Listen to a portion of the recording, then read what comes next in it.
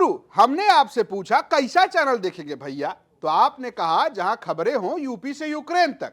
तो देखिए हमारा नया चैनल तक 360, गली से ग्लोब तक।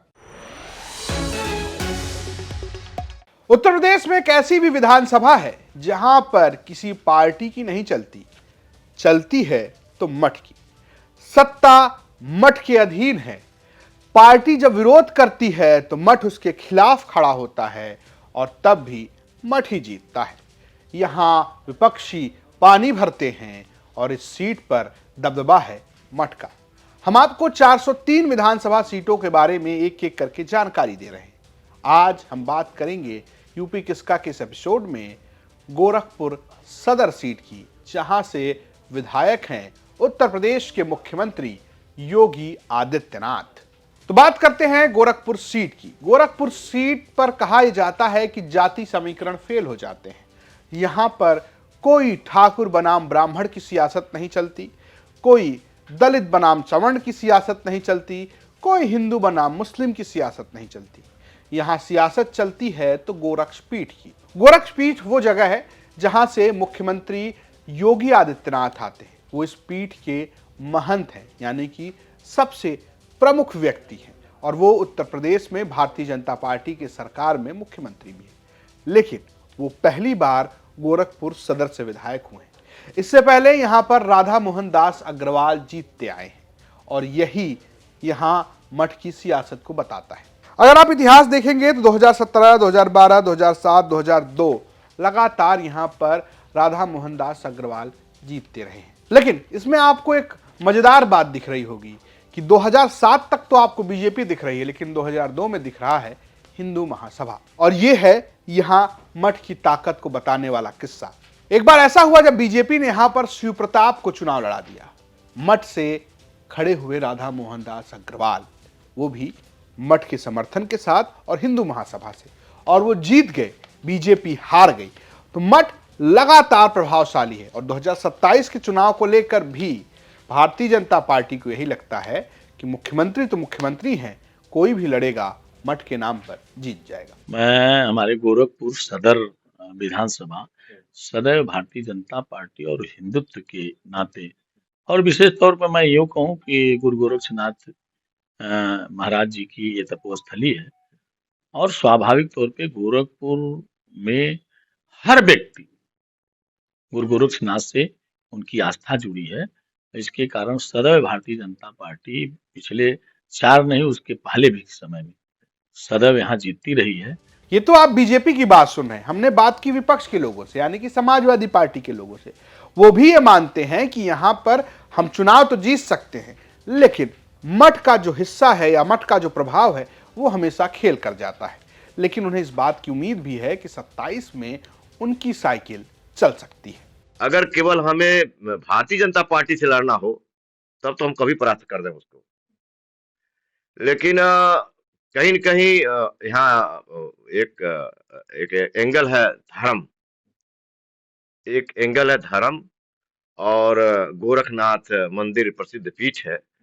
तो तमाम ऐसे लोग भी हैं जो भारतीय जनता पार्टी के कार्य व्यवहार से नाराज होते हुए भी धर्म को स्थान दे देते हैं, जिससे हम हार जाते हैं। लेकिन इस बार की तैयारी हमारी बहुत अच्छी है। अब साइकिल चलेगी तो कैसे चलेगी, उसके लिए जरूरी है कि यहां पर समीकरण बदल जाए। समीकरण भी यहां बीजेपी के पक्ष में नजर आते हैं, जैसे हम आपको बताते हैं। गोरखपुर की सीट पर अगर आप जातिगत समीकरण देखेंगे तो कायस्थ वोटर जो है वो सबसे ज्यादा है, वो है 95,000। उसके बाद आती है बारी ब्राह्मणों की जो 55,000 है, फिर मुस्लिम 50,000, वैश्य 45,000, क्षत्रिय 25,000, निषाद 25,000, यादव 25,000, दलित 20,000 और अन्य 30,000। दलित समुदाय भी यहां पर मठ के साथ संबंध रखता है। खिचड़ी के दिन एक बड़ा प्रोग्राम भी होता है जिसमें लोग शामिल भी होते हैं, जाति धर्म छोड़कर। यहां तक कि मुस्लिम वोटर भी यहां पर मठ के साथ संबंध रखता है। लेकिन अगर समाजवादी पार्टी चुनाव जीतना चाहती है तो उसे यहां पर निषाद गणित साधना पड़ेगा। ऐसा पहले भी हुआ है जब गोरखपुर की लोकसभा में समाजवादी पार्टी ने योगी आदित्यनाथ के कुर्सी छोड़ने के बाद वहां पर चुनाव जीता था। तब संजय निषाद के साथ मिलकर उन्होंने चुनाव जीता था, लेकिन उसमें भी वो गोरखपुर सदर की सीट नहीं जीत पाए थे, क्योंकि बाकी सीटों पर निषादों का ज्यादा प्रभाव है, इस सीट पर कम है। लेकिन अगर निषाद यादव दलित मुस्लिम का कॉम्बिनेशन बने तो काम बन सकता है। लेकिन यहां पर बीजेपी के लिए जातिगत समीकरण भी उनके पक्ष में है, और ये बात स्थानीय पत्रकारों को भी लगती है कि भैया 2027 में किसी का चांस तो दिख नहीं रहा है। ये मान लीजिए कि मतलब यहाँ की मतदाता भी पूरी तरह से बीजेपी के हैं, और यहाँ कोई भी चुनाव लड़ेगा, चाहे कोई भी जाति, यहाँ जाति बहुत मायने रखती है। ऐसा नहीं कि मतलब किसी एक जाति के यहाँ पे कायस्थ बहुल ये सीट मानी जाती है, कायस्थ और ब्राह्मण, लेकिन बावजूद इसके इसको जहां भी जिसको टिकट मिलता है उसको वो लीड करता ही करता है। जी बिल्कुल बता दूं कि ये मठ एक तरह कहा जाए कि मठ की ही सीट है और मठ के ही पास रहेगी। जहां तक हमारे उम्मीद है कि मठ के पास ही ये सीट रहनी है, बीजेपी के पास ही रहनी है। आखिरी बार यहां पर चंद्रशेखर आजाद, जो कि भीम आर्मी के प्रमुख हैं और आजाद समाज पार्टी के अब नगीना से सांसद हैं, वो भी यहां आए थे, दस्तक दे गए थे, लेकिन चुनाव में कुछ बड़ा उलटफेर नहीं कर पाए। तो क्या 27 में मुख्यमंत्री योगी आदित्यनाथ के खिलाफ विपक्ष कोई मजबूत प्रत्याशी दे पाएगा, या फिर इस सीट पर मठ का ही राज रहेगा?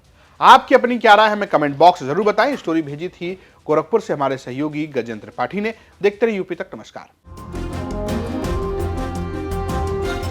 आपके संबंध मीट व्यापारियों से हैं, बीफ व्यापारियों से हैं, जो भैंस का, बकरे का व्यापार करते हैं। आप उनके साथ अल्दुआ कंपनी में डायरेक्टर रह चुके हैं, और आप हिंदुओं की बात कर लें, आप शाहरुख खान को गद्दार कर लें, लेकिन आपके संबंध देखिए मेरी जानकारी में कुरैशी जैसे मेरी पूरी जानकारी में है। पहले तो मैं आपको एक बात बताऊं कि ये अब तो अखिलेश के चेले चपाटे इसे उठा रहे हैं। ये 2013 में आजम खान और शिवपाल जी ने प्रेस की थी, और प्रेस करके मुझ पर आरोप लगाया था यही सेम 100% यही सेम कि ये अल्दुआ कंपनी संगी सोम की है। हमने तब चैलेंज किया था मीडिया के सामने कि अगर आजम खान हमें इसमें हमारा जरा सी भी संलिप्तता किसी मीट फैक्ट्री या मीट वाले से दिखा दें तो हम राजनीति छोड़ देंगे, देश छोड़ देंगे, नहीं तो आजम खान को छोड़नी पड़ेगी। आप लगाइए कि उस टाइम मेरठ के जो कमिश्नर थे उन्होंने इसकी जांच की। ये 2005 या 6 में हमने एक जमीन खरीदी, 7-8 महीने हमारे पास वो जमीन रही, हमने बेच दी। आज इस बात को मेरे ख्याल से 20 साल हो गए। 20 साल पहले हमने जमीन खरीदी और जमीन बेच दी। वो अल्दुआ कंपनी एक थी, उसके नाम थी, वो कोई मीट फैक्ट्री नहीं थी, एक कंपनी थी, और वो कंपनी चिप्स बना, उसमें 150 ऐसे काम थे जो वो करेगी, ऐसा उसमें लिखा हुआ था। उसमें मीट पैकिंग का और उसका था। लेकिन किसी कंपनी की जमीन खरीदना और उसे बेच देना, और जब 2000 में हमने प्रेस के सामने वो बेचने के भी कागज दिए और खरीदने के भी दिए, तो मीडिया ने के सामने आकर आजम खान कोई जवाब नहीं दे पाए, सरकार कोई जवाब नहीं, सपा की सरकार थी, कोई जवाब नहीं दे पाए। लेकिन आज अखिलेश यादव अब चेले चपाटों से उसे उठवाते रहे अपने से, तो केवल ये तो हिंदू की बात करने वालों को, लोगों को बदनाम करने वाली बात। के तौर पर आपका नाम, हमने बताया ना कि कंपनी में 2005 में जमीन खरीदी, उसी कंपनी के नाम वो जमीन थी, और 2006 में बेच दी। तो आप डायरेक्टर बन भी गए। जो कंपनी लिए as it is company transfer हुई, हमने बेची एज इट इज ट्रांसफर हो गई। हम आज तो उसमें 20 साल से कुछ नहीं है।